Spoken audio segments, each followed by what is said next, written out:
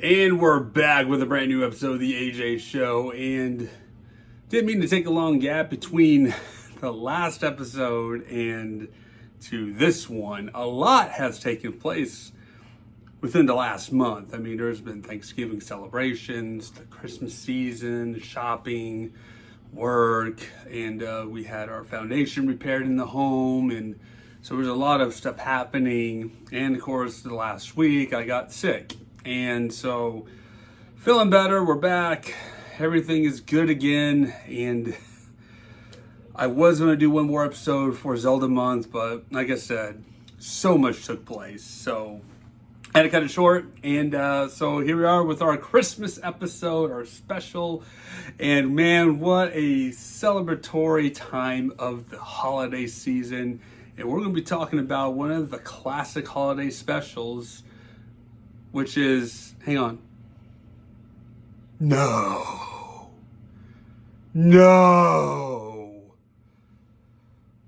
Oh, not this one.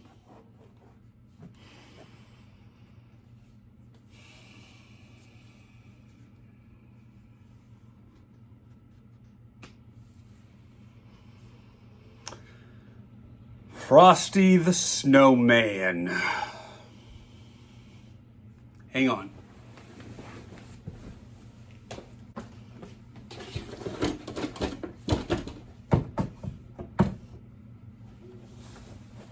Oh. You know what that represents? That today is going to be my Festivus poll, because I got a lot of grievances with Frosty the Snowman. And so, as always, get yourself a beverage, preferably eggnog since it is the holiday season. Sit back, relax, and let's dive into this piece of work known as Frosty the Snowman.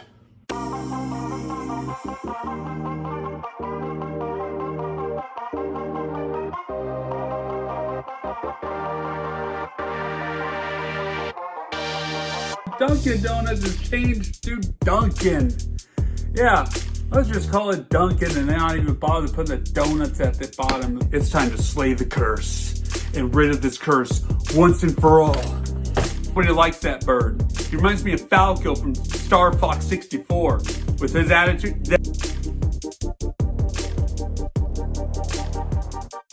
Why would anybody have grievances over a beloved holiday classic from 1969, known as Frosty the Snowman? I mean, I enjoyed it when I was a kid watching it. It always followed after Rudolph the Red-Nosed Reindeer on CBS. But now as an adult, you really look in between the lines and really dissect things. You know, for example, we talked about Rudolph last year and how I pointed out that Yukon Cornelius is packing heat, y'all. He's carrying a pistol with him. Does he ever use it against the abominable snow monster? No. So what purpose does it serve? Why does he carry a gun in the animated claymation classic Rudolph the Red-Nosed Reindeer? Does he even need it at all? Why is it there? Anywho, just the little things that as an adult nowadays, when you watch back holiday stuff, you really begin to pick up the small details and everything. Like I just watched Home Alone 2 yesterday, right after I watched Frosty the Snowman again, after all these years. And just, man, you can really tell Uncle Frank is the worst. Every time I watch it, Uncle Frank is absolutely the worst human being in the Home Alone universe. Grievances are being aired out right now with these things. I got my Festivus pole right here, even though it's a dirty mop, and a bucket with a toilet plunger right here from the bathroom. And my pole fell over now. Anyways, it's there. It's going to represent Festivus. I'm airing out my grievances today with these holiday classics. So, what grievances do I have with Frosty the Snowman? Well, let's back up a little bit. Let's kind of give a little history about Frosty, all right? Frosty the Snowman is pretty much a popular Christmas song written by Walter Jack Rollins and Steve Nelson, and first recorded by Gene Autry and the Cass County Boys in 1950. So it started out as a song. Cool. I mean, anybody could get down with Frosty the Snowman song, during that time, and they also, other hits like Rudolph the Red-Nosed Reindeer. Man, we could get down to these classic songs, man. They're holiday classic songs that we hear on the radio every single holiday season. We enjoy them. I enjoy it. It's great. But now you get to the 1969 animated Christmas television special, all right, produced by Rankin Bass Productions. It is the first television special featuring the character Frosty the Snowman. The special first aired on December 7th, 1969 on CBS Television Network in the United States. Aired immediately after the fourth showing of A Charlie Brown Christmas. Nowadays, usually it's followed after Rudolph. So, unless you got YouTube TV like I do, which they like to block those shows for some reason, I don't understand why. Anywho, I remember watching this holiday classic every year growing up, as a kid. I didn't know any better. It's Frosty, it's a snowman, it's a holiday special. I'm just happy to watch it and excited to watch it until you start realizing the context behind everything Frosty represents. Here we go. We just got to talk about the story of this so that way I can explain why I have grievances. Festivus pullback here with Frosty the Snowman. Hang on, I need some more eggnog. Southern Comfort. It's not an alcoholic. Don't worry about it. I'm not going crazy here. Anyways, back to the story of Frosty the Snowman. I recently watched it the other day just so I could prepare for this video. All right? And I'm sorry if you like this show. I'm sorry if you do, all right? And if you love it, that's great. This is just my opinion about it. This is just what I see when it comes to Frosty the Snowman. So if you love it, great. Continuing love it, all right? I'm not trying to discourage you from not watching this show. I'm not trying to ruin it for you, even though I'm going to ruin it for you. Here we go, ladies and gentlemen. Oh, here we go. Hang on. Okay, we're good. All right. So the story begins at a schoolhouse where all these kids are there. They're looking outside the window, and the teacher pretty much just kind of yells at the kids, says, "Settle down, children. The snow can wait." That was my first pickup right there. The school teacher is a jerk, all right? Because you know what? The snow can melt, all right? The snow can easily just melt if the temperature decides to rise. And the kids will never get a chance to play. But hey, it's Christmas. This is Christmas snow. It's special snow. So you know what? We're just going to roll with it and be like, all right, settle down, kids. Get back to class. We got a special guest for you guys. Professor Hinkle comes into play. He's a magician. He's a terrible magician at that. And the narrator even points that out, that he's a terrible magician. All right, and he's got this hat. He's trying to make stuff happen, and he's trying to get the rabbit to come out of the hat. He throws the hat to the trash can like he discards it pretty much. And the rabbit shows up out of the hat, and out comes this rabbit. The kids go outside. The Professor Hinkle's chasing after the rabbit in the hat, trying to get it back.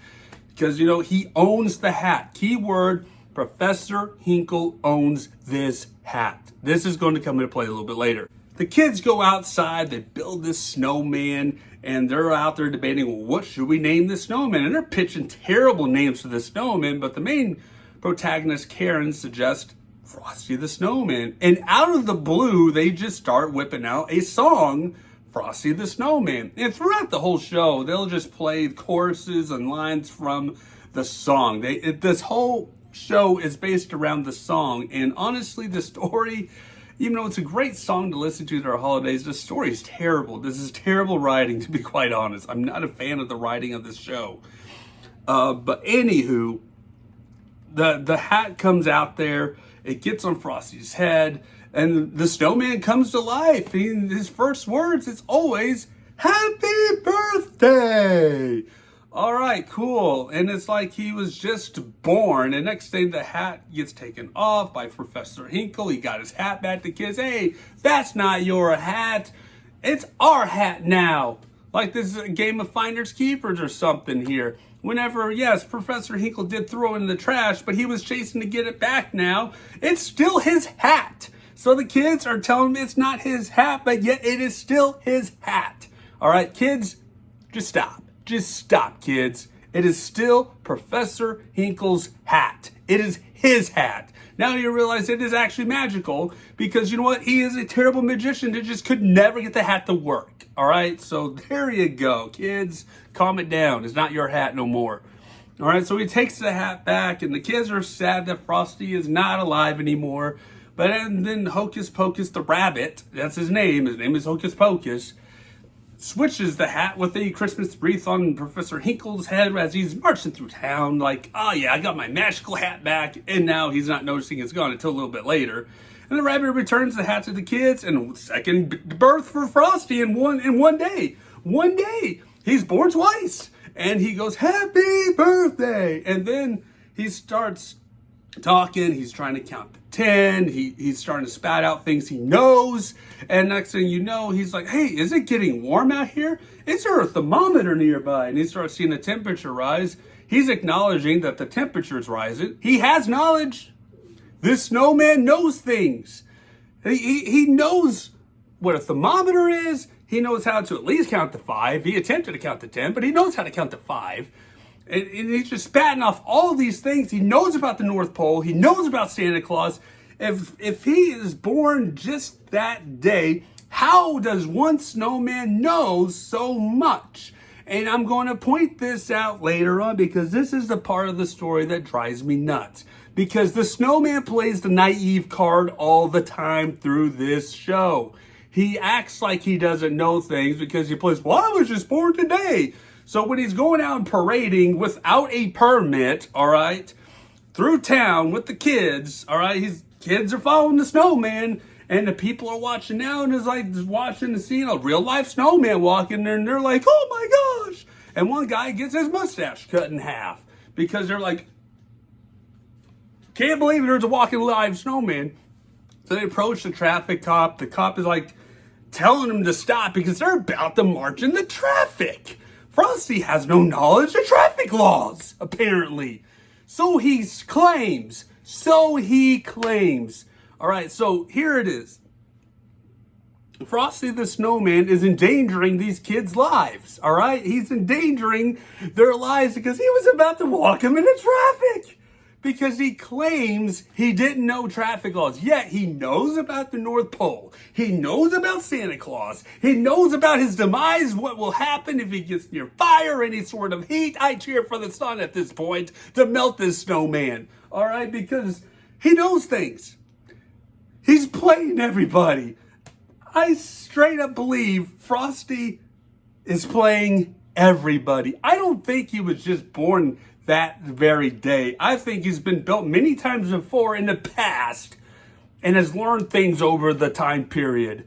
All right. He's made of Christmas snow, as Santa Claus will point out at the end of the show, that he is made of Christmas snow and he can never die. All right. He just comes back. All right, so I believe Frosty the Snowman is playing everybody, and he's playing the naive card on everybody just to get by. That's why the cop just allowed him to go. And then he realized, wait a minute, that was a talking snowman. And so they're trying to get Frosty into a safe place now because he's going to melt away. And the kids are like, oh no, what are we going to do? Well, he now wants to go to the North Pole. So they go to a train station, try to get a ticket to the North Pole, and they got all these tickets lined up, and the guy says $3,000. That is one expensive trip to North Pole, I tell you that right now. And the kids just act like they were going to just get the tickets for free. No, you got to pay for that. And the guy was rightfully to decline the kids' offer to buy a ticket because they didn't have money. And so they stow Frosty away on a train in a refrigerator cart to get him to the North Pole. And Frosty has such charm. He has such charm, and the kids are in awe of Frosty the Snowman. And so he sees Karen and is like, Karen, you want to come to the North Pole too? Convincing Karen, the main protagonist, a little girl, she's like, you know what? My mom won't mind me going to the North Pole as long as I'm back by supper. You're going to the North Pole. Where do these people live? How far away is the North Pole? You're not going to be back in time for supper, and I don't think your mom would approve if you went to the North Pole with a stranger known as Frosty the Snowman, who's a walking, talking, living snowman. Let's just be real. Child endangerment. Now he's convinced Karen to go with him to the North Pole. Frosty the Snowman's a real villain, ladies and gentlemen. I'm concluding it. I am concluding it, all right? And I get it. This is a fun children's show. But if you really look at it and dissect it all, Frosty the Snowman is a villain. He's the real villain. Professor Hinkle, of course, hops on the train to follow them because he's adamant about getting his hat back. He wants his hat back because he knows it's magic. And so Frosty realizes Karen's not in a good situation because it's cold, so he's got to get her to a warm place. So he does have a heart, all right? So Frosty the Snowman, now they got a fire built. The animals are working together. Thanks to Hocus Pocus, speaking to the animals to build a fire. They build a fire. Animals built a fire. Right? Frosty's off in the distance because he don't want to go nowhere near the fire. And because he's going to melt away. All right? He's going to melt away. And Professor Hinkle shows up and he's rumbling to get his hat back. All right? And this is kind of another situation. You know, Professor Hinkle's also at fault here, ladies and gentlemen, because he's trying to get this hat back. You know, and there's a kid involved in the whole situation.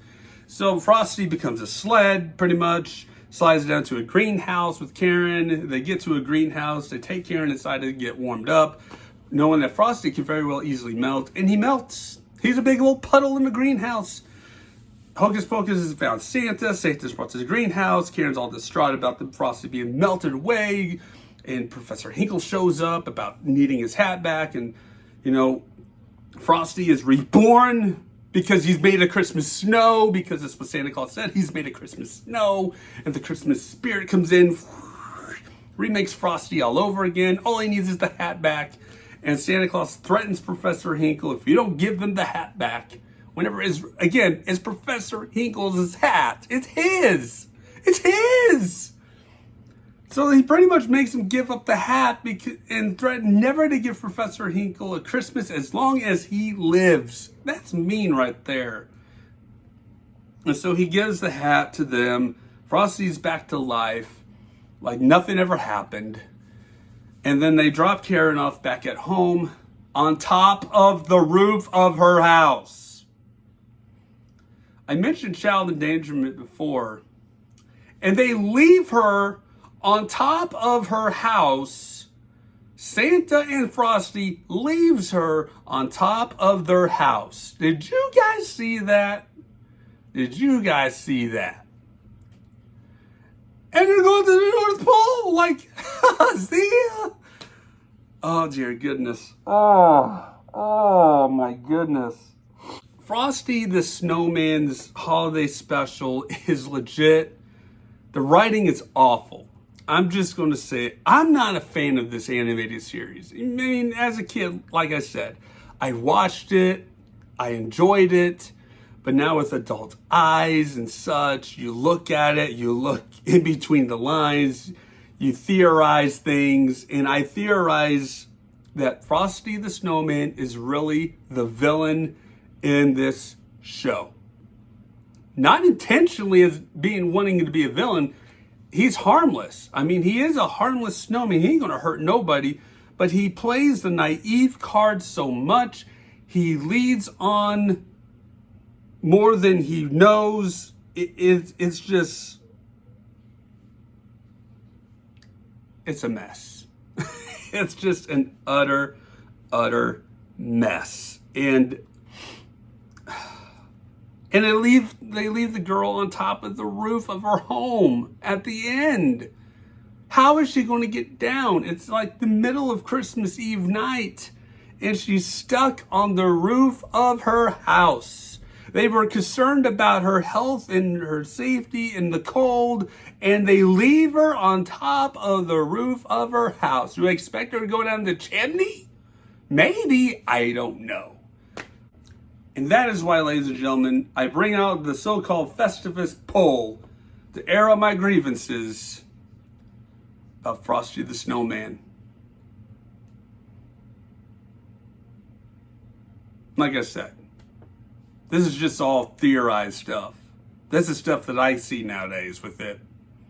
And again, if you love this show, awesome. All right? Again, it's just a cartoon. It's a holiday classic show. All right? I'm not trying to, boycott or nothing like that or ban Frosty the Snowman. It's a classic show. But when you sit down and watch it, and you look at it through the lenses that I looked at through it, it's terrible. It's just utterly terrible. But with that being said, ladies and gentlemen, thank you guys so much for watching. Happy holidays, Merry Christmas, all that fun stuff. And we'll see you guys next time on the AJ Show. So, take care, everybody.